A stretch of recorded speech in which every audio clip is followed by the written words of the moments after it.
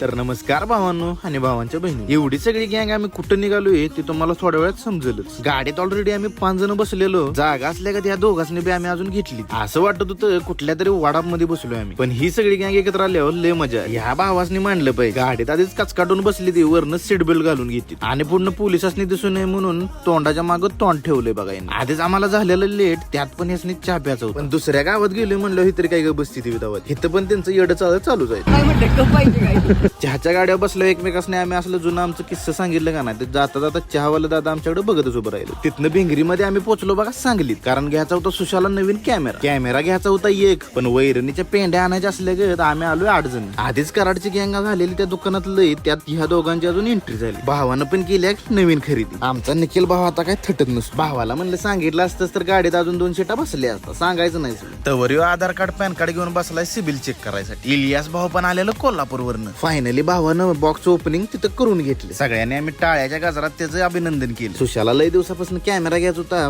शेवटी त्याची इच्छा पूर्ण झाली. आम्हाला लय भारी वाटलं. मग बाकीची प्रोसेस तिथं कम्प्लीट करत बसलो आणि विवेक शेटला जायचं होतं प्राण्यांचा फोटो काढाय. तर काय म्हणतो कुठलं जाणार वाईल्ड लाईफ. बोला कुठलं वाईल्ड लाईफ का काय पिशव्या वगैरे घेऊन आम्ही निघालो चालत. कारण गाडी लावलेली लई लांब. मग परत आम्ही आमच्या वाडाप मध्ये बसलो आणि निघालो आम्ही घरी. अशीच आपल्या पोरांनी प्रगती केली पाहिजे. तर भावांना आपलं ब्लॉग आवडत असतील तर इन्स्टाला लाईक करा, फॉलो करा आणि शेअर करा. आणि युट्यूबला तुमच्या भावाला सबस्क्राईब करा.